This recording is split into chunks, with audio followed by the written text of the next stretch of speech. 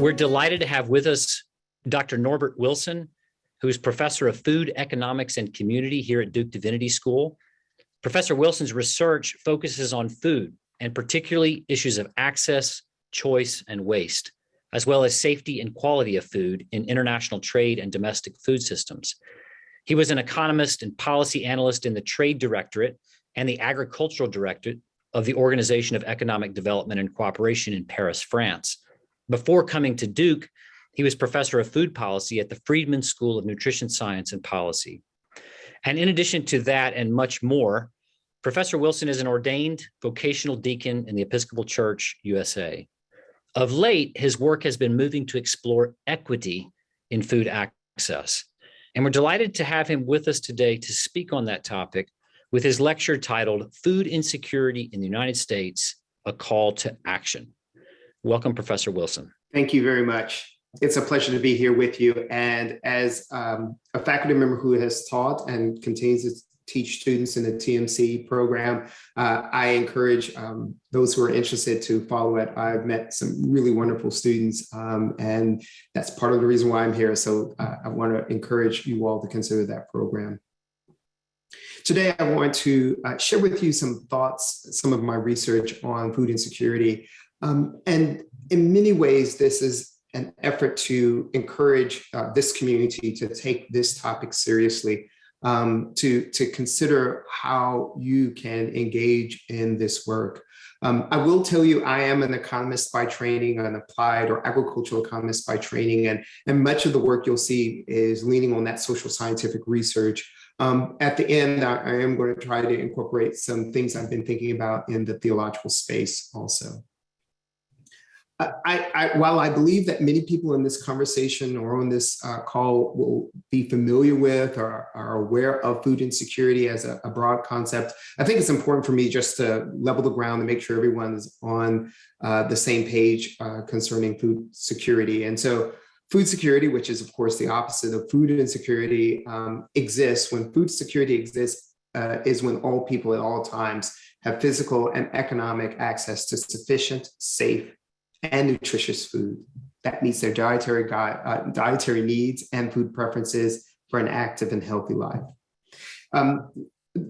This is the broad definition of what food security looks like, the absence or when any of these conditions don't hold, and we are talking about a situation of food insecurity. Sometimes people refer to this as hunger. USDA, which is the organization or the federal agency that documents this, while many others do, they're the ones who report the big statistic on this, uses food security as the metric. And I'll tell you a little bit about how that's calculated every year. It's through the Household Food Security Survey, which is sent out in December of every year through the Current Population Survey. And in this survey, they screen out individuals for certain criteria, and then they ask a series of 10 questions for households with no children and 18 questions for households with children. And the questions center on issues around, were you worried about food? Were you not able to get access to enough food? And it always comes back to this issue of because there wasn't enough money to purchase or acquire that food.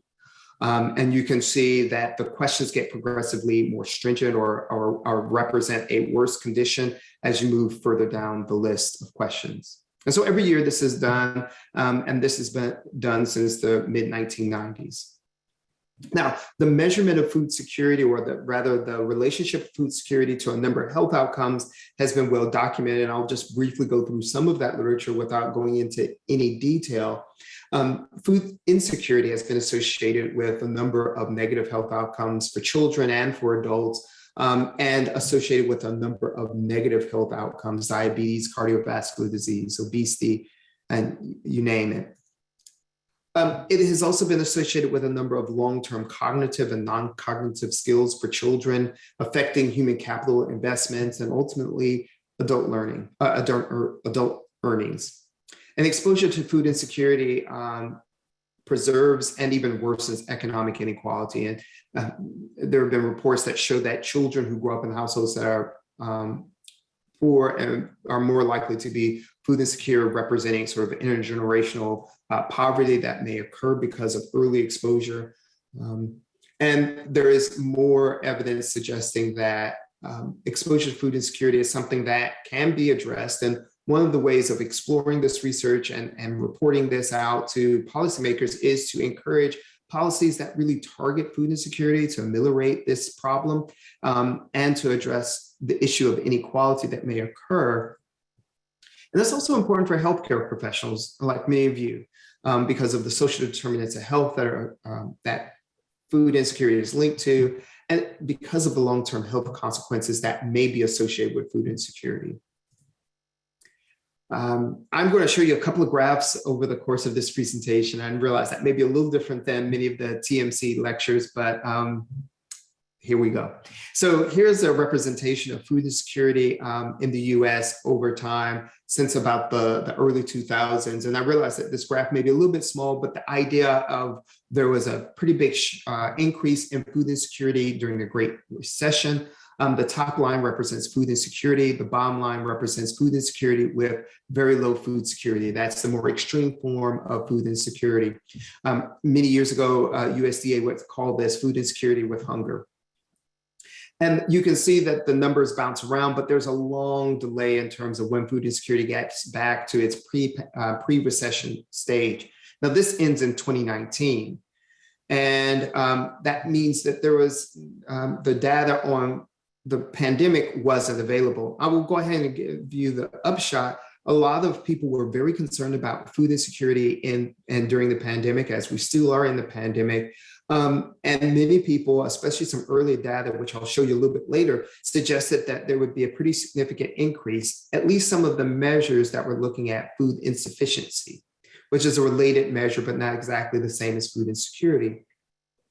Though those measures suggested there was going to be a great increase in food insecurity, or suggested that there may be, when we saw the most recent food insecurity measures that came out late last year, we saw that food insecurity in 2020 didn't change from the 2019 period. That was a little bit of a surprise for some of us, for many of us.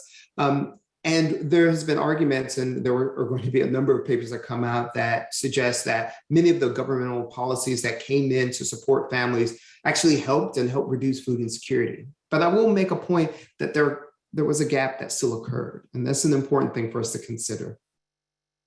So in this talk today, I want to cover a few topics, and I'm going to need to move through some of these really quickly, but I want to give you a sort of a span of some of the work that I've been doing with a number of different colleagues around the US looking at food insecurity. I wanted to talk about topics related to food security or disparities, and talk about it in terms of regional disparities and also racial and ethnic disparities. I want to spend a little time talking about the experience of people who go through food insecurity. As an economist, I mostly do work that's related to statistical analysis. I've been really blessed to work with a colleague who does qualitative work, and I've learned a lot working with her, listening to the experiences of individuals struggling with food insecurity. I want to wrap up today's presentation by talking about hospitality. It's my effort to understand what the Christian theological perspective may offer as a way forward in addressing issues around food insecurity. All right, let's talk about food insecurity disparities, or food security disparities. Last year, some colleagues and I published a paper in the journal called Food Policy, and we were looking at a policy called the grocery tax.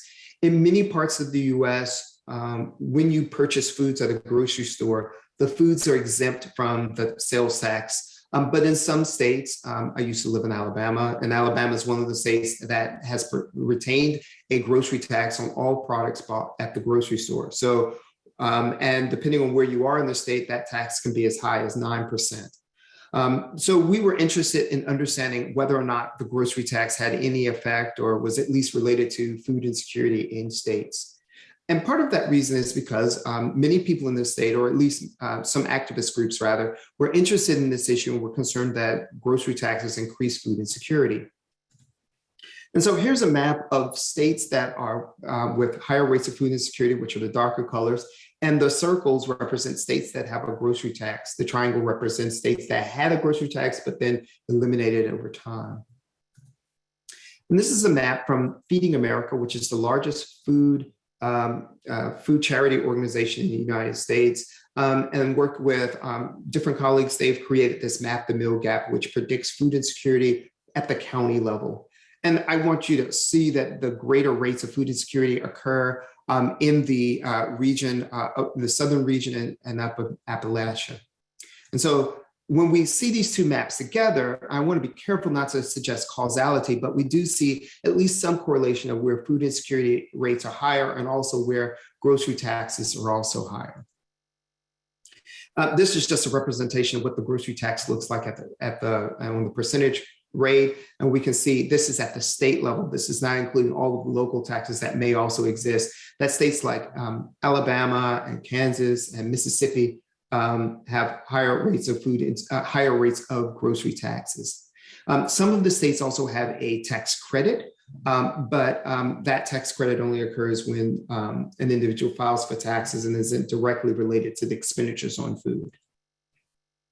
I am not going to go through any of the statistical analysis. I'll just give you the upshot of what we found. And the evidence suggests that a 1% increase in the grocery tax is associated with an increase in food insecurity of the household, the prevalence of food insecurity of the household by 0.84%. And now this is just for low-income households earning less than $30,000. And so if we look at the average tax rate for those states that have a grocery tax, or states or other local jurisdictions that have the grocery tax, that rate is 4.2%, suggesting about 3.3% of prevalence of food insecurity because of the grocery tax, or at least associated with the grocery tax. I'm careful of talking about causal relationships. We did try to see if we could tease out a causal relationship, but we're careful about making that statement. We also found that there was that the SNAP policy, and SNAP is the Supplemental Nutrition Assistance Program, which used to be called the Food Stamp Program, that a $1 increase in SNAP benefits actually reduces the probability of a household being food insecure.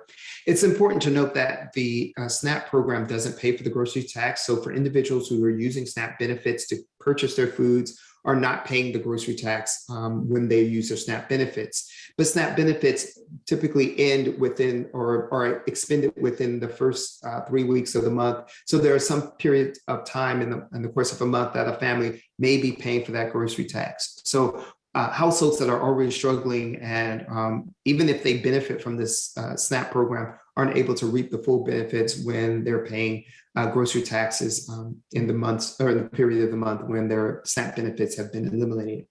And so all of this paper does do is suggest that there are differences in food insecurity by regions of the US. There's been some other work by researchers at the US Department of Agriculture's Economic Research Service that also shows that price differentials of food across the US also are associated with higher rates of food insecurity throughout the US. So again, suggesting disparities by region. Now, it is important to understand that all households aren't the same, not just in terms of region, but also in terms of race and ethnicity when it comes to food insecurity. Again, forgive the small slide, but I hope you are able to see a distinction between the blue and orange line at the top and the other colors at the bottom. The orange and blue lines represent food insecure households that are African-American or Black households, and also Hispanic households. And the lower lines represent the national average, white and other households that are not Hispanic. And we see a persistence in food insecurity over time by racial differences in households. As I mentioned earlier, there was a great deal of concern about food insecurity over time, particularly over the pandemic. And what this graph comes from is data from the Pulse survey that was run, or that's been running during the pandemic. And instead of looking at food security, which is a larger survey module, they were looking at food sufficiency. And the predictions, or at least the early estimates from the summer of 2020, was that food insecurity was going to increase, but more importantly, maybe, was that there was going to be even greater disparity in food insecurity by racial and ethnic households.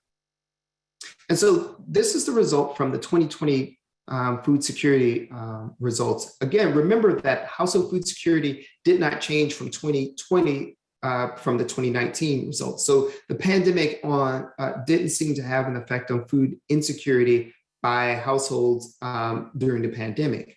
However, we did see an increase in food insecurity disparities where white households had a food insecurity rate of only 7.1%, but Black households were food insecure at 21.7% of Black households were food insecure, and 17.2% of Hispanic households were food insecure during the pandemic year.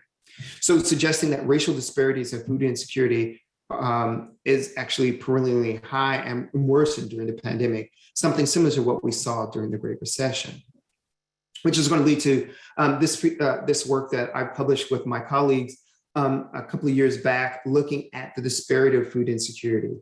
It had been thought that there were differences in food insecurity by racial groups, and some of the raw data that had suggested this. My colleague Craig Gunnarsson has published work some years back looking at Native American households and showing that there were Native American households were experiencing food insecurity at a much greater rate than other households. But there hadn't been, at least to our knowledge, any work that looked at the disparities of food insecurity by race and ethnicity. And we were particularly interested in what happened during the Great Recession. And so what we did is that we used models to evaluate the incidence of food insecurity and also the severity. By instance, we're talking about whether or not a household is food insecure. And severity, we're talking about the extent that the household is food insecure. And we looked at it for race and ethnic differences by household, and also immigrant status, immigrant versus non-immigrant households. And we were particularly interested in the Great Recession back in 2007 to 2009. And we were interested in trying to understand or control for factors that might make a household more food insecure, such as the gender of the head of the household, income, the number of children, the level of education of the head of household. We also were interested in understanding and controlling for the role that SNAP, the food stamp program, played in influencing food security. We used a method, which I won't go into much detail, but suffice it to say, we used the Oaxaca blinder decomposition method, which has been used frequently and has been used for a number of years to look at racial disparities, especially in wages, and also gender disparities in wages. So here's a graph. The top graph represents the incidence of food insecurity disparities, looking at Black versus white households, Hispanic versus white households, and immigrant versus non-immigrant. And these positive signs represent greater disparities or greater prevalence of food insecurity by these household types for Black versus white households, et cetera. And the bottom graph represents the disparity in terms of the severity. So for those households that are food insecure, we see that Black households had a higher severity of food insecurity than their white counterparts. But for Hispanic and immigrant households, we don't see that. We actually see a reversal of that relationship. Without, again, going into details of looking at the difference, what we were able to do is use the statistical method that I described earlier to look at the difference. And we also were able to control for SNAP, the fact that SNAP is endogenously related. Households that are more likely to be food insecure are also more likely to participate in the SNAP program. And similar to the paper I showed you about grocery taxes, we try to control for that factor. And so what we see is that even with SNAP, the disparities still persist. So we were interested in this instance of disparities and of severity by racial and ethnic households, and also immigrant versus non-immigrant households. And we control for those different factors that might lead some households to be more food insecure. And even when we control for those differences or those household characteristics, we saw that there was a persistent and unexplained variation in food insecurity between groups. And we also found that SNAP did little to reduce the difference between these groups, although we saw evidence that SNAP did lower the prevalence of food insecurity overall. So SNAP does what it's supposed to do by lowering food insecurity across households, but what it isn't doing, at least from our estimates, is reducing the disparities. I'm not going to present some results from our current study that my colleagues and I are doing. And this is a paper that's under revised and resubmitted in a journal. And what we do is estimate models to look at what would happen if we try to change aspects of the SNAP program to reduce that disparity. We looked at eligibility requirements. We looked at uptake, whether or not a household participates in the SNAP program once they're eligible. And we also looked at the generosity of the program, how much money is delivered. And what we were able to find is that by making adjustments in eligibility and uptake, we could actually see improvements or reductions in the disparity of food insecurity by household types. While it doesn't perfectly solve the problem, we saw there were places where there could be some improvements. So I hope that paper is able to come out someday in the near future.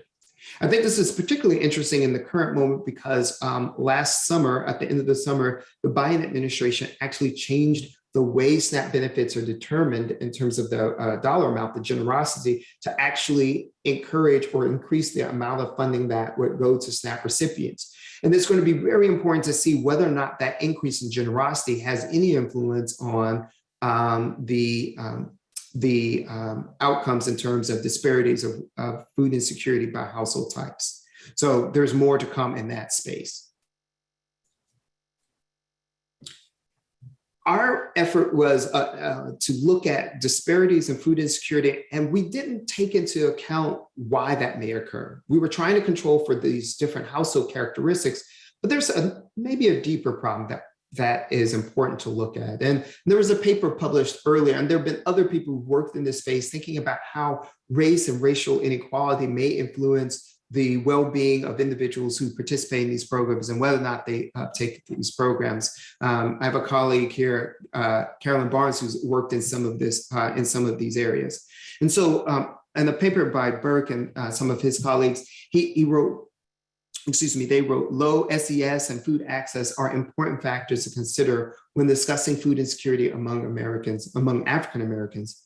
But there is also a need to understand why disparities exist in the first place. That is, what is the role of racial discrimination in determining an individual's ability to become economically secure and have access to healthier food environments? And so while there have been many authors who've looked at distal measures of experience of racism and they show some relationship to food insecurity, there's a need to really dig in deeper to understand what role does race and racism play in racialized experiences with the food system, labor markets, and also the healthcare systems, and how that might influence or shape food security. So we've talked about disparities of food insecurity by region and race and ethnicity. Let's now focus on the experiences of people who are food insecure. As I mentioned earlier, as an economist, we typically don't do work in the space of addressing food insecurity through qualitative methods, interviewing people. But I've discovered that it's an important way for us to understand. It's a different type of knowing, and experiencing those interviews have really shaped how I understand the work that I've been doing. And I'm grateful for the participants who've shared their experiences. And I hope to do more of this work and use this as a way to allow their voices to be heard, not just amongst academics, but also outside of the academy. So my colleague, Sarah Folta, is the one who helped me access sort of qualitative methods. This is a paper that we published looking at the idea of scarcity and how that may influence food security, in particular, food choice. So there has been a literature led by researchers Elder Shafir, who's a psychologist, and Sindhu Mulayathan, who is an economist, thinking about this idea of scarcity. And broadly speaking, it's this idea that when people experience scarcity, it could be financial scarcity, it could also represent scarcity of access to time. And as many of us are academics, we experience time scarcity a lot. And then also scarcity of even relationships. And the argument is that when we experience scarcity, we focus on that scarcity, that thing that's scarce, and we try to resolve that problem. But other important decisions are left outside of this tunnel, if you will, when we tunnel on that item of scarcity. And because of that, those decisions are overlooked and we might, if you will, make mistakes. And so we were interested to understand when individuals experience financial scarcity, does that influence their food choice? And that was the core of what we were doing. And we used qualitative methods with in-depth interviews to understand the experience of financial scarcity and whether that leads to tunneling and this idea of what's called the bandwidth tax, where you're not able to keep up with other decisions because you're so focused on this core problem in front of you, and whether or not this influences food choice. And part of the reason that we were interested in understanding this question is when you look at the data from a big data source like NHANES, which is one of the important data sets that talks about food choice. It uses 24-hour recalls and it's associated with a number of other health outcomes. There is evidence to suggest that individuals from lower income households have lower quality diets relative to higher income households using something like the Healthy Eating Index. Now, let's be clear. All Americans fall short of attaining a high quality nutritional diet. According to the Healthy Eating Index, we as a nation failed to meet the dietary guidelines for Americans. But households from low income households, individuals from low income households particularly struggle, even participants who have SNAP benefits. So what we did was something that we were really interested in doing to understand how people are making food choice is that we used a participant-driven photo elicitation. We actually recruited participants to go around and take photographs of their food acquisition activities over a course of a month. So if they went grocery shopping, if they went to a food pantry, if they went to other places where they were able to get meals, like congregate eating settings, we wanted them to take photos to document how and what they were selecting for food. And we use those to prompt and to encourage discussion in the interviews. And here's just a photograph of one of our participants. And this data was collected back in 2019 before the pandemic. And you can see some of the things that this individual selected. And so one of the things that we learned from these interviews is that our participants did a number of many really unique shopping behaviors to help them make ends meet, using multiple stores, menu planning, spending a great deal of time chasing sales, looking for discounts, using coupons, using cell phone technology, following apps, you name it. And these intricate methods were also really time consuming. And so we found that many of our participants actually, because of the sort of requirements of taking the photographs, actually were underemployed or unemployed. And so we discovered that while they may have had financial scarcity, they also had a lot of time where they could spend working on making these food choices. And so one of our participants we found reported how he navigated food choices. And so he talked about how he plans menus. He has this really elaborate method of identifying foods that he needs. And he's very, very careful about how he buys food for himself, his wife, and the others in his households. He says that he goes to 3 different grocery stores in the course of a week to see which products are cheaper. We also interviewed another person who talked about making sure to hit grocery stores on certain days when the sales were released. And he said something that was really important for us. And this was a person who had a full-time job at one point, but was working less than full-time now. And so he says, when I was working full-time, I never really paid attention.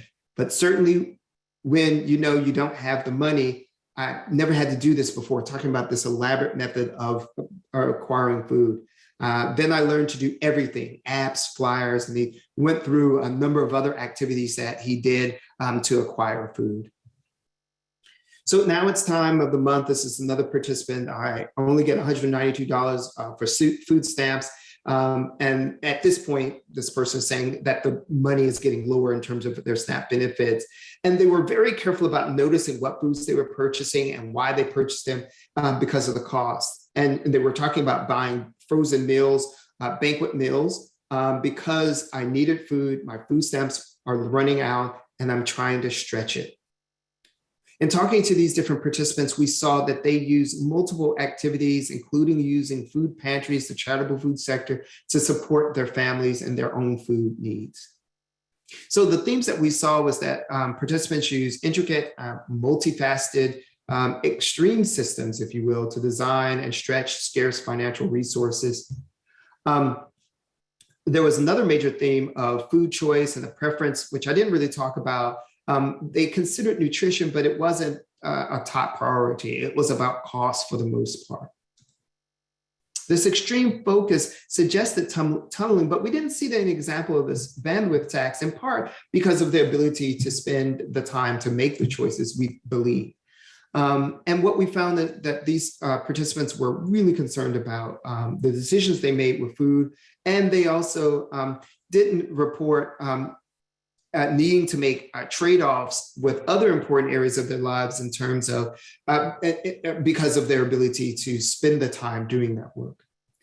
But this complex system of acquiring food, and this work was done in the Boston area, and they were able to do this because of the sort of many different places and ways that they were able to acquire food, from food pantries, going to different grocery stores, using public transportation, depending on friends to drive them to the store. Remember, this was before the pandemic. And this raises real questions about what did individuals do during the pandemic. I just want to make a point, and I won't go into much detail because we're near the time. And I want to make sure I talk a little bit about some of the ways of thinking about this. My colleague Sarah Fultz and I did some research where we asked people about how they used something called micro pantries. If you've seen little free pantries, they are these little free libraries. There are these boxes by people's homes or churches where people are able to put food in, and individuals are able to take food out. And we interviewed individuals, and one of the things that I will say as a sort of a big take home from that interview process is that we learned that individuals, even though the national statistics suggest that food insecurity rates didn't change from 2020 from 2019, we discovered that families were struggling, that they were really worried during the pandemic, especially in the early part of the pandemic, and they weren't sure. And while these little free pantries were never going to solve the food insecurity challenge, and anyone in the charitable food sector, or most people, I would argue, who are in the charitable food sector know that they're never going to solve food insecurity through charity, they were very concerned and very grateful for what these little pantries were able to provide in ways that the larger pantries couldn't, because of shutdowns during the pandemic, because of the concerns of spreading the virus. Even though I have a number of slides, I'm going to skip to the last few slides. And this is just one of the places where this little free pantry, you can see it in the image here on the far right, where people were providing and exchanging food. I'm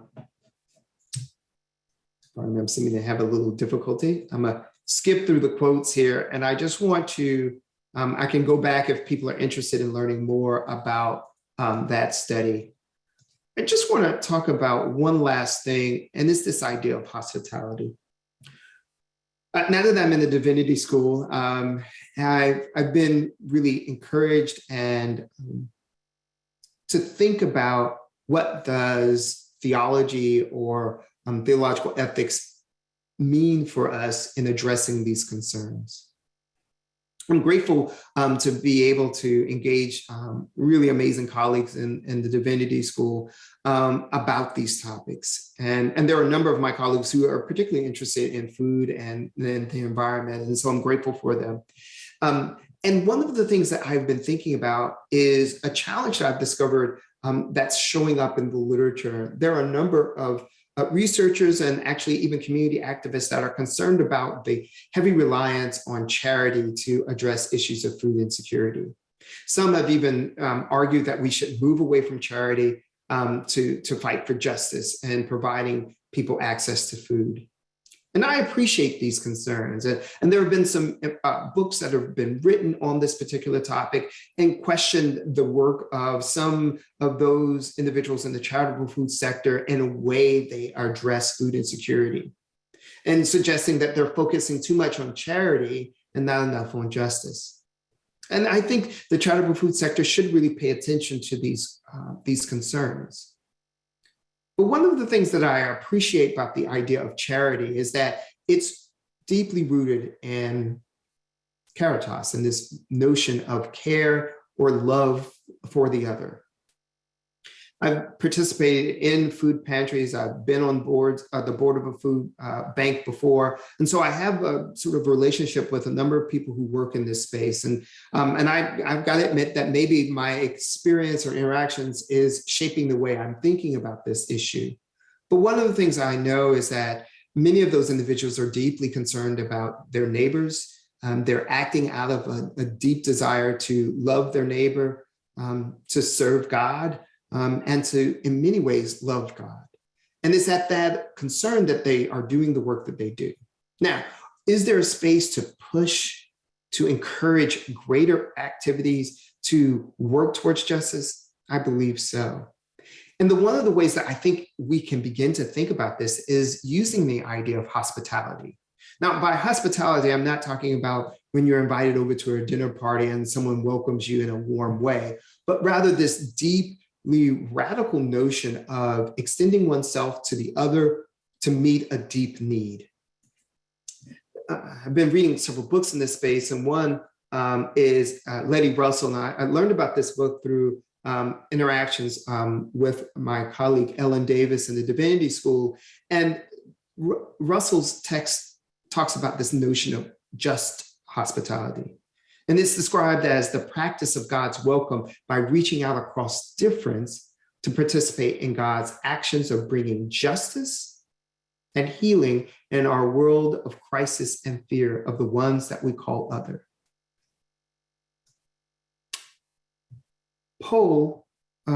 Christine Pohl also talks about the other in a particular way, because sometimes when we talk about hospitality, it could be about the stranger, the foreigner, the person who is a refugee.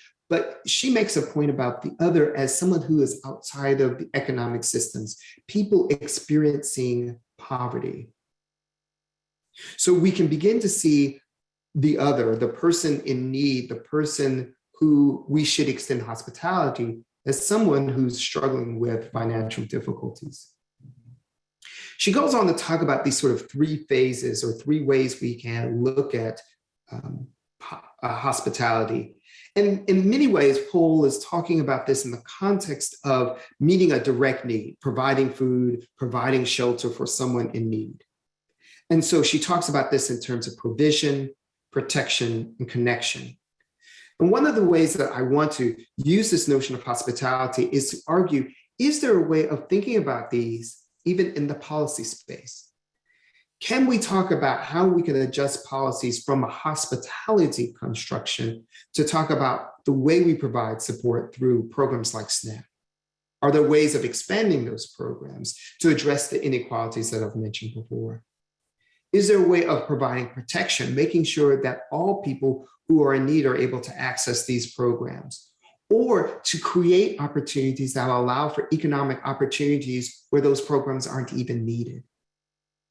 But one thing that the policy sometimes fails on is connection. How do we help individuals understand and appreciate the challenges and experiences of people facing food insecurity or financial uncertainty? And it's that connection that I think that policy often fails to understand or appreciate or deal with. I'll end by saying I had this really unique opportunity to work with a group called Witnesses to Hunger.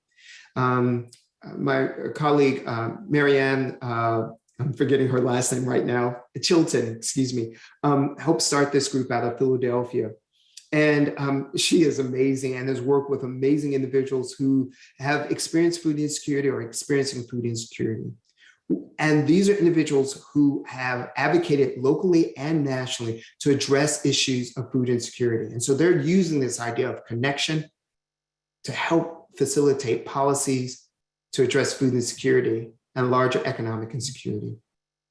I'm so appreciative of the opportunity to share the work I've been doing and hope to do, and I look forward to answering any questions. I should note that I've had a number of colleagues who've helped me develop this work, and I'm super excited to share some of our findings and appreciate my colleagues for how much they've taught me over the years. So I thank you, and I look forward to your questions.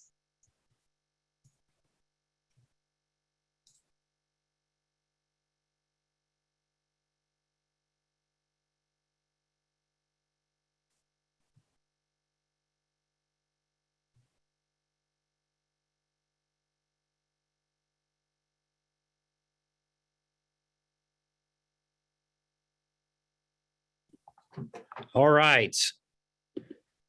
Sorry, guys. It took me a second. It was not letting me unmute myself. Finally, it did. Thank you, Professor Wilson. Folks, if you have questions, go ahead and if you would, using that reactions button at the bottom right of your Zoom screen, raise your hand, and I'll be happy to call on as many as we can.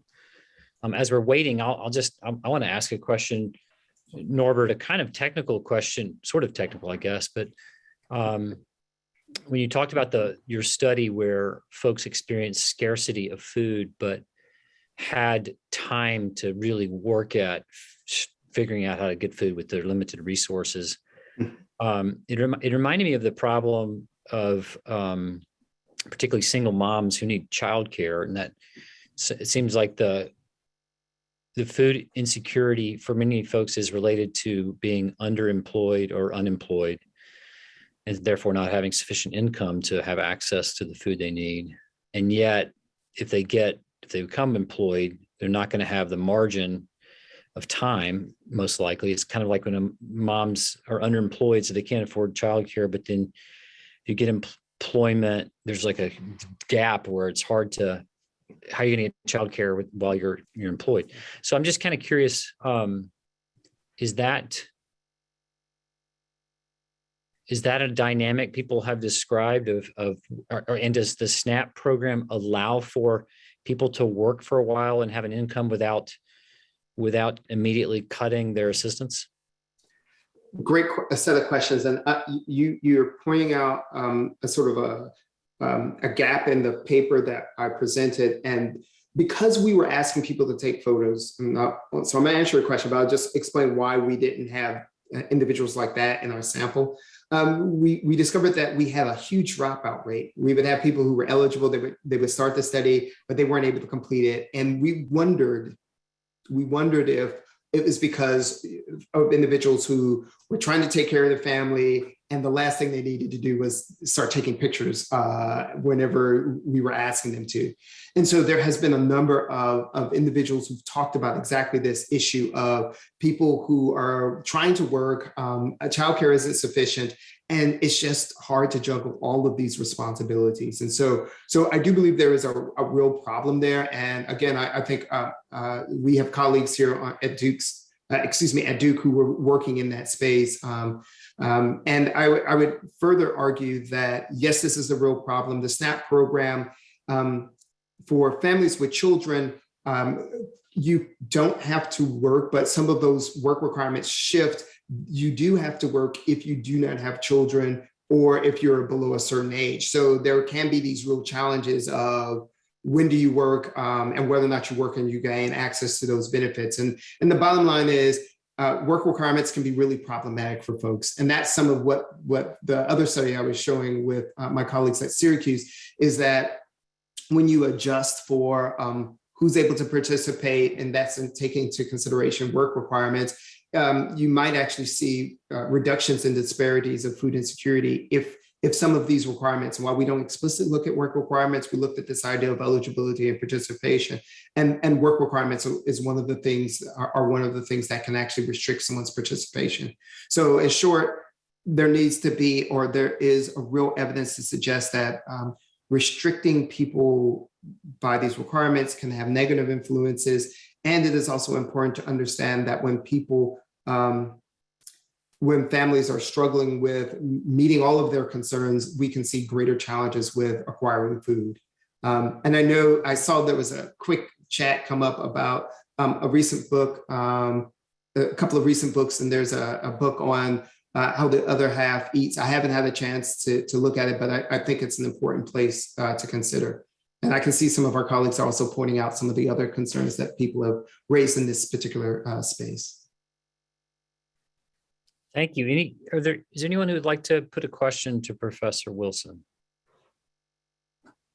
I do see there's a comment in the chat about asking, I guess, your thoughts on, well, actually, before we get to that, let's hear from Jessica Eustace. Jessica, do you mind unmuting? And you can turn on your camera as well if you're able. Mute. There you go. We hear you now, at least. Okay. All right. So my question is related to, I know that sometimes employers offer their part-time or low-wage employees SNAP benefits. I mean, information about how to get SNAP benefits, almost as if it were a part of the employer's benefit program. And so my question is, how does that relate to the idea of hospitality as a Christian value? And is there a way that those two ideas can be joined together to benefit society as a whole? Great question. I'll mention two books that sort of touch on this topic, either directly or sort of tangentially. One is Feeding the Crisis by Maggie Dickinson. She is an anthropologist, but was really interested initially in labor issues. But that led her looking at individuals who needed SNAP benefits and saw how work requirements and participation in the labor force was sort of shaping whether or not or how people ended up participating. And while I don't remember her specifically talking about the example that you're talking about, she does make this argument that employers may pay employees less because of recognition that they're eligible for SNAP benefits. Now, that's a complicated story. I don't want to say that it is the final story on that, but I'm just saying this is part of the argument that she makes. Andy Fisher, his book is called Big Hunger. It also talks about this and sort of names companies that pay their workers a wage such that they're still eligible for SNAP, encourages them to participate in SNAP, and does a lot of charity work, if you will, to sort of address food insecurity. And so his argument would be, well, if you just paid folks more, you wouldn't have to encourage that. Again, I'm reporting what's in the books. I encourage you all, if you're interested in those books, to look those up. I guess the idea of what does it mean for an employer to engage their employees and to pay them a wage that they're able to meet their living needs is an important question. And one of the ways that also shows up, maybe the wage is fine, I'm not questioning that, but what sometimes ends up happening is also how many hours you're able to work and adjusting the hours that leads to people having a variable income, therefore needing to depend on other supports to provide for their family. And there are a number of folks who've been reporting and looking at that as a real challenge.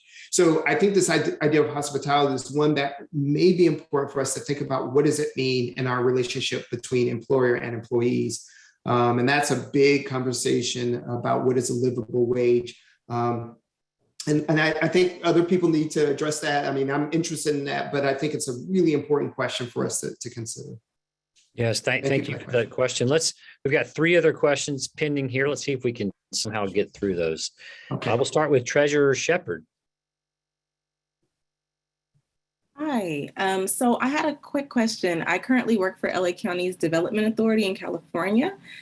So I'm more focused on community, economic, and housing development. However, food always comes as a part of that, especially when working with like Section 8. And so to that point, as a Section 8 representative, when I did do that a few years back, we would always have to provide those resources for SNAP, point them in that direction.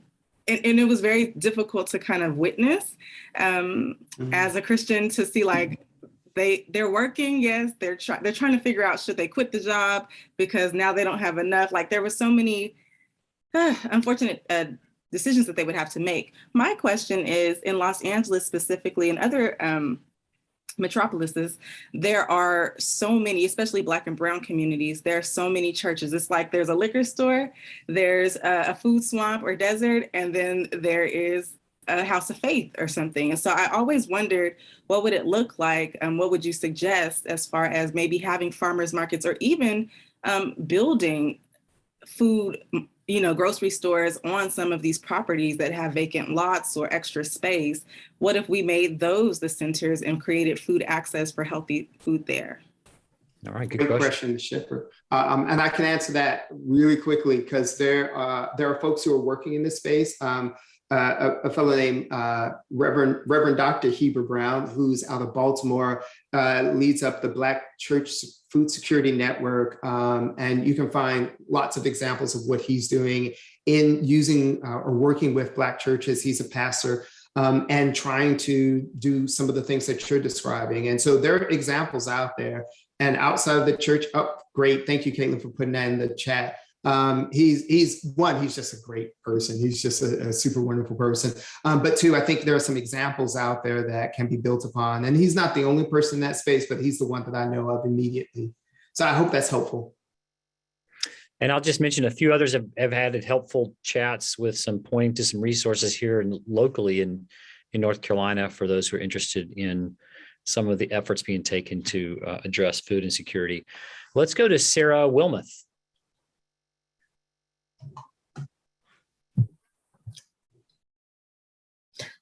Yeah, so I'm from a very rural place, and there's a lot of lack of transportation, and that is a huge issue. And so I was wondering if you looked at that in any of your research and if that had any effect on what you found. Really good question. Thank you so much. Personally, I have not worked on that. I know there are researchers who work in the space of sort of geographic distance, and particularly when a lot of that work, I think, has been focused on rural settings, urban settings, but there are people who are interested in the rural aspects of it. I will say, from having worked in Alabama and knowing the rurality of the state and understanding how people were dependent on others to help them access food, I believe this is a real challenge. And so I think there's some important work there. That's not been a space that I've looked at, but at least anecdotally, I have seen it as a real challenge, in particular for elder folks who may not have a car or no longer able to drive, really spending even extra money just to have someone pay someone to get them to the grocery store. And I think there's some ways that faith communities can support one another. And I've seen that in faith communities. I've seen it in my own family where that's been the case. So thank you for the question. And I think there's some really important work to be done in that space. Great. Thank you, Sarah. I think we got time just for one more question from June Weston. My question is related to the last two questions. When we think of the big three, we think of housing, food, and transportation. And I was going to ask if you cross paths a lot with Matthew Desmond, who's done a lot of work with housing insecurity. And is there overlap? Do you see lots of correlation in that? And are you familiar with Matthew Desmond and his work around housing insecurity? Thank you, Ms. Weston. I don't personally know him. He is such a rock star, and I've read his book and wanted to study with him because he is just amazing. And the book Evicted really shaped how I thought about some of the work that I've been doing and really helped me to understand the importance of spending time and being in community with folks who are struggling with these issues. And so I agree. And actually, even in his book, he really does touch on food insecurity a couple of different times in a couple of different ways. And so housing security is critical. And I remember having a conversation, I'll be quick, and I really would love to answer Anne's question. But I will say really quickly, I remember working with engaging a pastor when I lived in Alabama, and he talked about individuals who had been incarcerated. And when they came out, he said, we can get people access to food. The challenge that we keep running into is how do we help them maintain housing? And that's been a real challenge. And so, but once your housing is challenged, and this comes through in some of the interviews I've done, food security becomes a challenge. So it's sort of both and. It's hard to get around these issues. So thank you for that question, and I really appreciate it. Yes, thank you all. Thank you for joining us. Thank you for your attention, your questions, your chats. And particularly thank you to Professor Norbert Wilson for this terrific talk. We will wish you all a good day and a good weekend, and we'll see you again in a couple of weeks. Thank you. Take care.